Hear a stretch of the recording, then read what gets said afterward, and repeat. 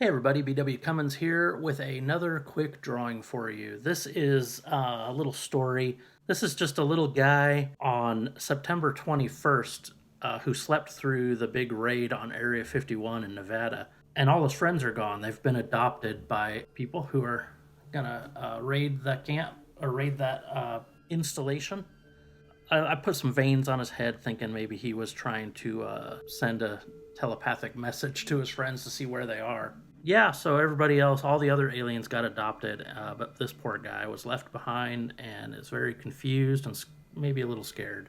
Had fun drawing this one.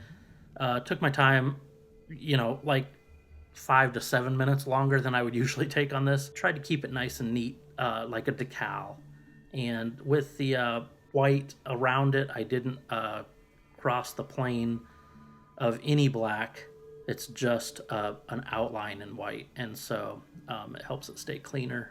Sometimes I use that white, like I would put it in front of the knuckles on the lower hand, so that it kind of brought that hand forward. But I thought that this one was clean enough, and with the shading, the green shading, it was clean enough. So compare this to some of my other drawings.